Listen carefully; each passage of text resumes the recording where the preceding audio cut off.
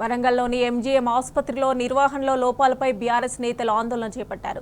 ఇదే అంశానికి సంబంధించి మరిన్ని డీటెయిల్స్ మా ప్రతినిధి అందజేస్తారు. ఇక మాజీ ఎమ్మెల్యే నన్నపనేని నరేందర్ ఆధ్వర్యంలో ఆసుపత్రి మెయిన్ గేట్ ముందు నిరసన తెలుపుతున్నట్లుగా తెలుస్తోంది. డీటెయిల్స్ ఏంటి?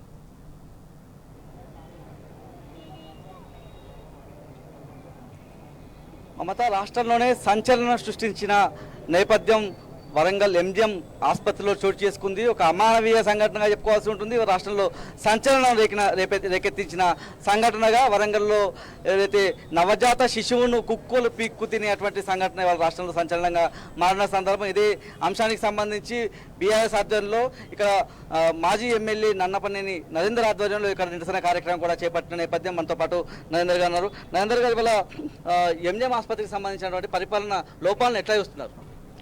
ప్రస్తుత తెలంగాణ రాష్ట్ర ప్రభుత్వ నిర్లక్ష్య వైఖరికి నిలువెత్తు అద్దం పసికందు కుక్కలు లాక్కెళ్ళి చంపినటువంటి అంశమే ప్రధాన అంశం.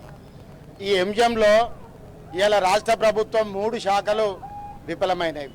ప్రధానంగా మున్సిపల్ శాఖ, ఆరోగ్య వైద్య శాఖ, 3వ శాఖకు సంబంధం లేకుండా ఒక మంత్రిగా ఉన్నటువంటి స్థానిక శాసనసభ్యురాలు, రాష్ట్ర ప్రభుత్వాన్ని నడిపేటువంటి ముఖ్యమంత్రి, వీళ్ళందరూ కూడా ఇక్కడ ఒకటి పరిపాలన అడ్మినిస్ట్రేషన్ అన్నది సవ్యంగా లేకపోవడం వల్లనే ఈరోజు ఈ ఎంజిఎం ఈ పరిస్థితిలోకి వచ్చింది. ప్రధాన కారణం నిన్ననే ఒక పసికందును కుక్కలు లాక్కెళ్ళి దగ్గర 500 మీటర్లు ఉంటుంది.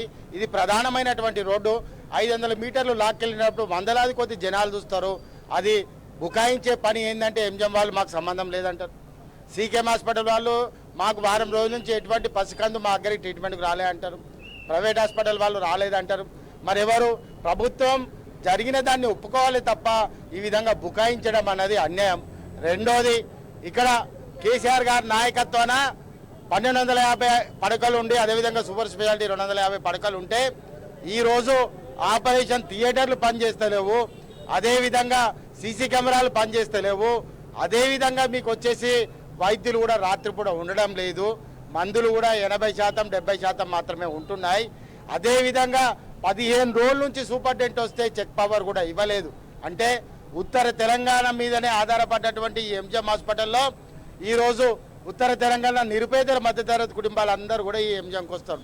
మీరు చేసే పద్ధతి ఏ విధంగా ఉన్నది? మున్సిపల్ శాఖ కుక్కలను కట్టడి చేయకుండా రాష్ట్రం మొత్తం కూడా ఈ సమస్య ఉన్నది. మీరు ఏం చేసేళ్ళు? దాని మీద ఏం పట్టించుకున్నారు? మున్సిపల్ శాఖ పట్టించుకోదు. దాని నిర్లక్ష్యమే కుక్క కాటు వల్ల ఎంజిఎంలో ఎక్కువ మంది పేషెంట్లు రావడం జరుగుతున్నది. దానివల్ల ఇక్కడ అధికారులను కూడా ఎక్కువగా ఏర్పాటు చేయాల్సినటువంటి అవసరం ఉన్నది. ఇంకో ప్రధానమైనటువంటి అంశం, 2-3 నెలల క్రితం 6 గంటల కరెంటు పోయినటువంటి దుస్థితి ప్రభుత్వంలో. మరి కరెంటు పోతుంది, మందులు చక్కగా ఉన్నాయి, వైద్యులు రాత్రిపూట వస్తారు, బయోమెట్రిక్ సంతకాలు పెడతారు, పోతారు. అదేవిధంగా ఈ ప్రభుత్వాన్ని నడిపేటువంటి ముఖ్యమంత్రి కానీ, ఆ శాఖ మంత్రులు కానీ, స్థానికంగా ఉన్న ఎమ్మెల్యే కానీ ఏం చేస్తున్నారన్నది కూడా మా క్వశ్చన్. రెండోది, ఇవాళ ప్రజలకు ఏం సమాధానం చెప్తారు మీరు? ఇవాళ ప్రజలకు ఎటువంటి ఈ సమస్యల పట్ల ఎట్లా మీరు పరిష్కరిస్తారన్నది మేము అడుగుతున్నాం. ఓట్లు వేసుకున్నారు పొయ్యిలు, ఇక్కడ ప్రజల పక్షాన నిలబడే బాధ్యత మీకు లేదా అన్నది కూడా మేము అడగడం జరుగుతున్నది. ప్రధానంగా ఎంజిఎం సరిపోకనే కేసీఆర్ గారు 24 అంతస్తుల హాస్పిటల్లో ఫౌండేషన్ వేసి కట్టి చివరి దశలో ప్రభుత్వం మారడం వల్ల మీ చేతికి వస్తే ఇప్పుడు తట్టడి మట్టి పోసినటువంటి చరిత్ర లేదు. దాన్ని పూర్తిగా చేయని పక్షాన, ప్రజలకు అందుబాటులో దేని పక్షాన మేము నిజంగా కూడా నిరంతర పోరాటం ఉంటుంది.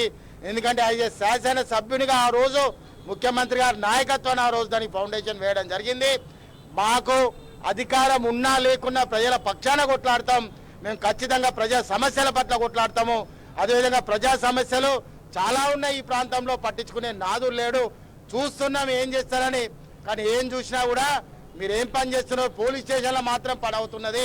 పోలీస్ స్టేషన్లలో ఇననోని తన్నిచ్చుడు తప్ప మీరు చేసే పని ఏం లేదు. పోలీస్ అన్నలో కూడా చెప్తున్నాం, ఎప్పుడు ఈ ప్రభుత్వాలు ఉన్నాయి, కానీ మీ ఉద్యోగాలు జాగ్రత్త బ్రదర్స్. ఎందుకంటే తప్పుడు సంకేతాలు ఇస్తున్నారు ఈ నియోజకవర్గంలో. తప్పుడు సంకేతాలతోటి మీకు కూడా ప్రమాదం, మీకు కూడా నష్టం జరుగుతుందని కూడా అదే సోదరులుగా మీకు చెప్పడం జరుగుతున్నది. ఈరోజు ఎంజిఎం విషయంలో ఇది పునరుద్ధరణ జరిగి దీంట్లో మందులు కానీ ఆపరేషన్స్ కానీ అన్నీ కూడా సవ్యంగా జరిగే వరకు మా పోరాటం ఉంటుంది. నెల రోజుల క్రితం రాష్ట్ర ఆరోగ్య శాఖ మౌలిక సదుపాయాలను ఏర్పాటు చేస్తాను వచ్చి ఎండి వచ్చి చూసి నెల అవుతుంది. ఇప్పటి వరకు ఇక్కడున్న పుల్ల అక్కడ తీసిపెట్టిన చరిత్ర లేదు. కాబట్టి ఎవరైనా వస్తాలు ఫోటోలు దిగుతాలు వీడియోలు దిగుతాలు పోతున్నారు తప్ప దీని దుస్థితి యథావిధిగా ఉన్నది. ఇప్పటికైనా కళ్ళు తెరిచి ఇప్పటికైనా ప్రజలకు కనీస అవసరాలు ఎమర్జెన్సీ ఏముంటుందో అది అందుబాటులోకి రావాలి. అదేవిధంగా ఎంతో దీక్షతో ఏర్పాటు చేసినటువంటి బస్తీ దాఖలు కూడా వాటి మౌలిక సదుపాయాలు కూడా అందుబాటులోకి రావాలని కూడా మా బీఆర్ఎస్ పార్టీ డిమాండ్ చేస్తున్నాం. మేము ఉన్నప్పుడు మా నాయకుడు మా పార్టీ నాయకుడు కేటీఆర్ గారు కూడా ఎన్నో విధాలుగా ఈ ఎంజాన్కి అన్ని రకాలు కూడా సహాయ సహకారాలు అందించడం జరిగింది.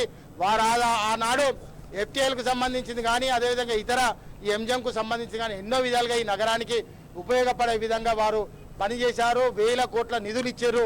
కానీ ఈరోజు ఒక కక్ష సాధింపుతోటి ఒక తెలంగాణ స్టేట్ను ఇంకొక పేరు మార్చే విధంగా అదేవిధంగా పేర్లు మార్చే దాంట్లో మీరు మొదటంగా ఉన్నారు. కానీ ప్రజల జీవన విధానంలో వారి యొక్క ఆర్థిక పరిస్థితి విధానంలో మంచి చేసే దిశగా మీరు పనిచేస్తలేరు. దీని మీద తిరుగుబాటు ఉంటుంది, నిరంతరం ప్రశ్నించే హక్కు ఉంటుంది. మీరెవరినో అల్లా పొల్లగాలని 2-3 చేర్చుకోవచ్చు, అంతేగాని అక్షయ పాత్ర లాంటిది బీఆర్ఎస్ పార్టీ. ఈ అక్షయ పాత్ర నుంచి ఒక్కరిని తీసుకుంటే 100 మంది కార్యకర్తలు పుడతారు.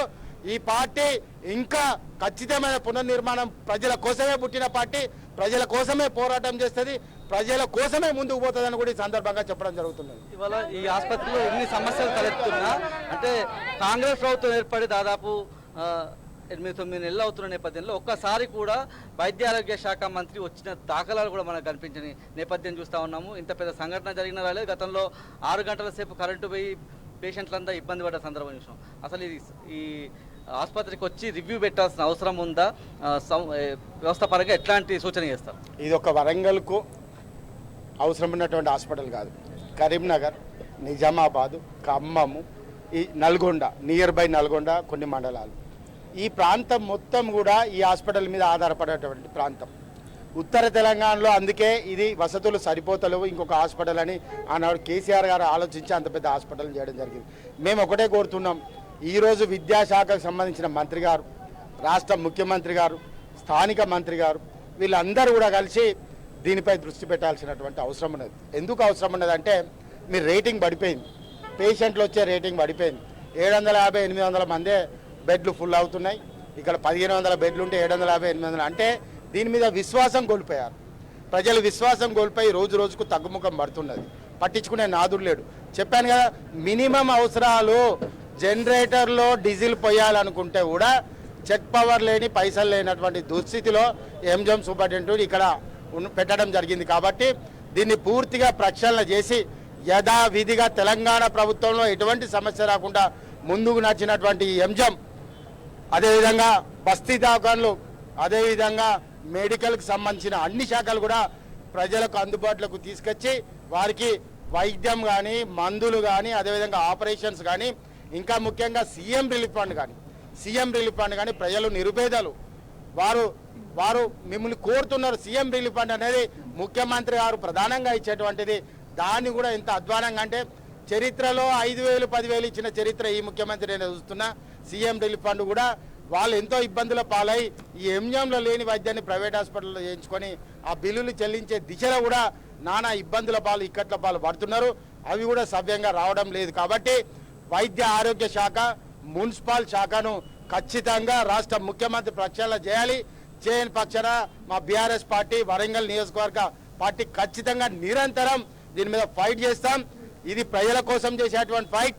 బీఆర్ఎస్ పార్టీ పుట్టిందే ప్రజల కోసం, ఈరోజు ముందుకొచ్చిందే ప్రజల కోసం, రేపు కొట్లాడేది కూడా ప్రజల కోసమే.